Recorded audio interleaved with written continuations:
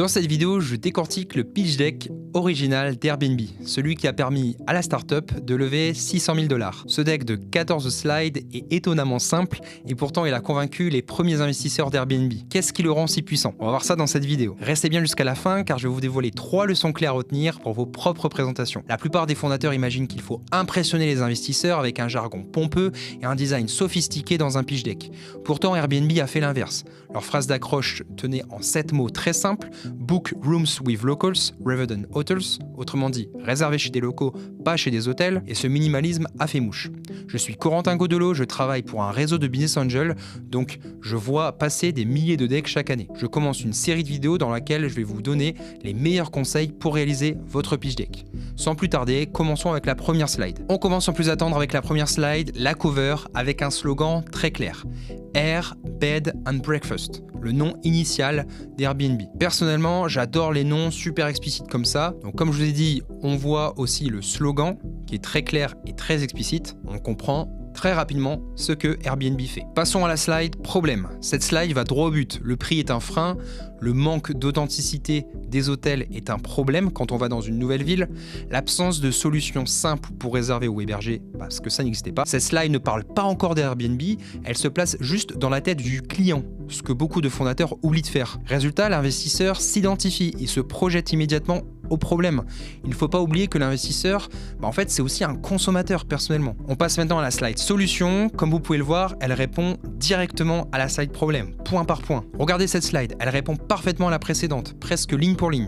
Airbnb ne se contente pas de dire on est une plateforme, ils traduisent leur solution en valeurs concrètes pour les deux parties prenantes, le voyageur et l'hôte. Et surtout, chaque bénéfice tient en 2 mots: save money, make money, share culture. Alors la slide market validation. Ce que cette slide accomplit, elle montre une preuve indirecte de la demande sans avoir besoin de traction propre. Airbnb dit en gros, regardez, les gens veulent déjà dormir chez l'habitant, ce marché existe même si on n'a pas encore tout capté.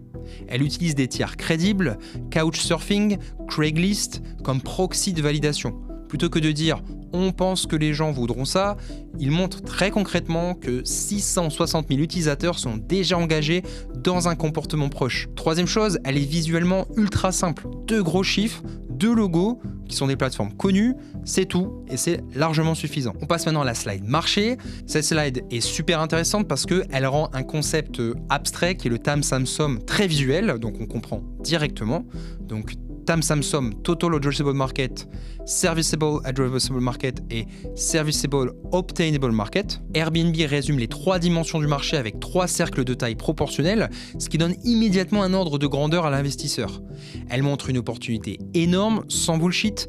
Elle appuie l'opportunité sans promesse démesurée. Passons maintenant à la slide produit. Souvent, c'est un peu un problème dans les pitch decks que je vois. C'est souvent un moment où les fondateurs noient tout le monde avec plein de fonctionnalités, on comprend rien. Airbnb, ils font l'inverse. Ils font 3 screenshots, ils montrent le parcours utilisateur de A à Z, on cherche une ville, on explore les listings et on réserve. Il n'y a pas une ligne de texte en trop, et pourtant on comprend exactement comment ça marche. Ce que cette slide accomplit, elle explique comment Airbnb gagne de l'argent en une seule phrase. Ok, maintenant on passe à la slide business model. Cette slide est super intéressante, elle explique comment Airbnb gagne de l'argent en une seule phrase. We take a 10% commission on each transaction. Aucun jargon, aucune complexité, juste la vérité, compréhensible par n'importe qui. C'est mathématiquement logique, visuellement fluide et narrativement crédible. Troisièmement, elle transforme une idée en business. Beaucoup de pitch expliquent le produit sans jamais parler d'argent. Ici, Airbnb montre « voici comment ça devient une entreprise ». Cette slide est une masterclass de simplification. En haut, une phrase, une seule, Airbnb gagne de l'argent en prenant 10%, point. Et en bas, il déroule la logique économique en 3 temps. Combien de voyages, combien par réservation, donc combien de revenus. Ce n'est pas juste lisible, c'est fluide, crédible et engageant. Alors la slide Go-to-Market est particulièrement intéressante.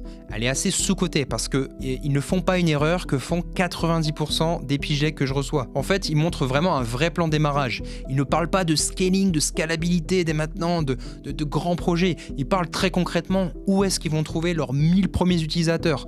October 1st, Eurocup, Mardi Gras, c'est malin. Des millions de gens cherchent un logement temporaire. Et le plus malin, le hack Craigslist. Un clic sur Airbnb, un post automatique sur Craigslist. Airbnb va venir capter l'attraction des autres plateformes. Alors sur la partie concurrence, c'est super intéressant. C'est un peu un cas d'école parce qu'elle montre des concurrents. Ça permet de répondre parfaitement à la question sur l'importance des concurrents.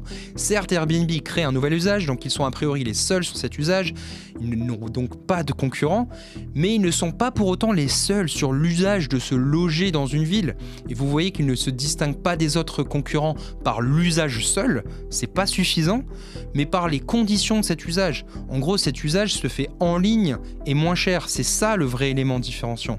Beaucoup d'entrepreneurs font l'erreur de penser qu'il ne faut pas avoir de concurrents, alors qu'avoir des concurrents signifie qu'il y a un usage en place, signifie qu'il y a un marché. Maintenant, on passe à la slide Competitive Advantage. Personnellement, ce n'est pas ma slide préférée, car beaucoup de ces points sont des features que les concurrents pourraient copier. Mais notez ici un point super intéressant. Le premier point, c'est on est les premiers sur ce marché.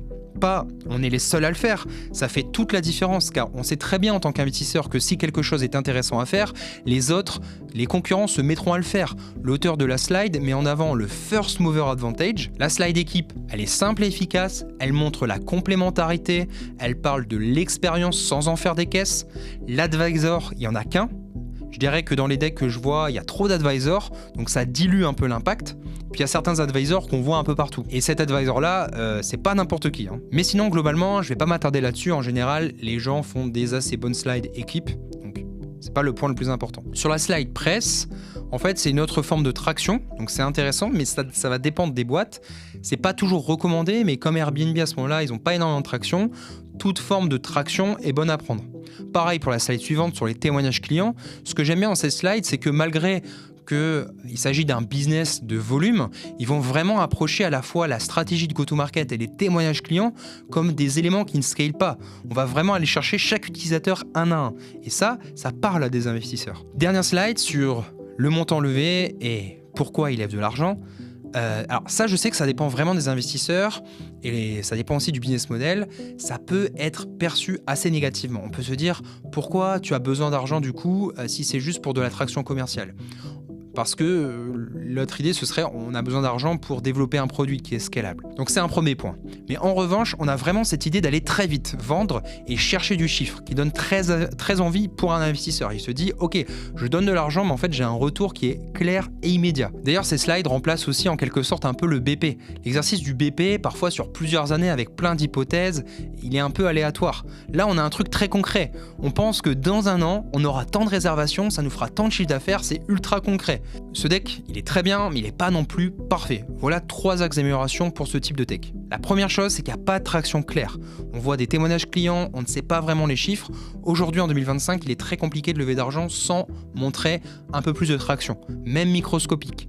Un graphe montrant la croissance d'un KPI clair, nombre de réservations, nombre d'hôtes, taux de rétention. Deuxièmement, une vision à long terme. Parfois, certains investisseurs peuvent aimer avoir de la visibilité sur la vision à long terme, comment ils pourraient sortir de la société, quelle est l'ambition des fondateurs, etc.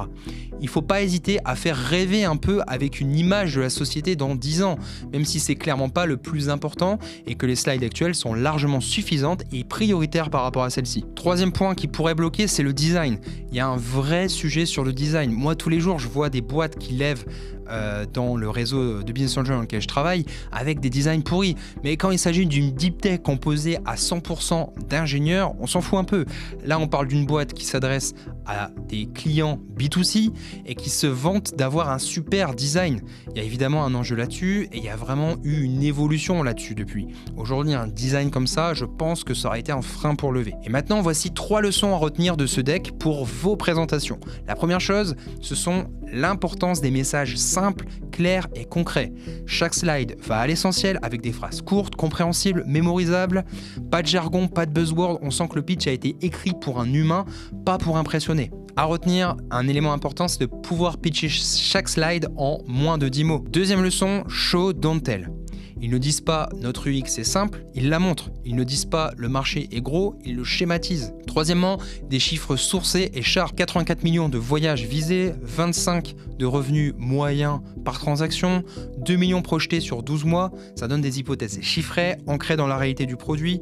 Moi, je vois beaucoup de business plans qui se font énormément challenger parce que les chiffres viennent de nulle part. Il y a plein d'hypothèses qui viennent de nulle part et donc plus il y a d'hypothèses, plus ça dilue le message. Là, on a quelques hypothèses bien choisies, bien sourcé, basé sur le réel, donc on se projette. Voilà, c'est tout pour cette vidéo. Vous trouverez dans la description un pack de 5 templates de pitch deck à réutiliser pour vos présentations. Ils ont été conçus pour un entrepreneur en 2025 qui voudrait commencer une levée de fonds. J'espère que cette vidéo vous aura plu. N'hésitez pas à mettre un petit j'aime et à commenter. Et on se retrouve pour une prochaine vidéo.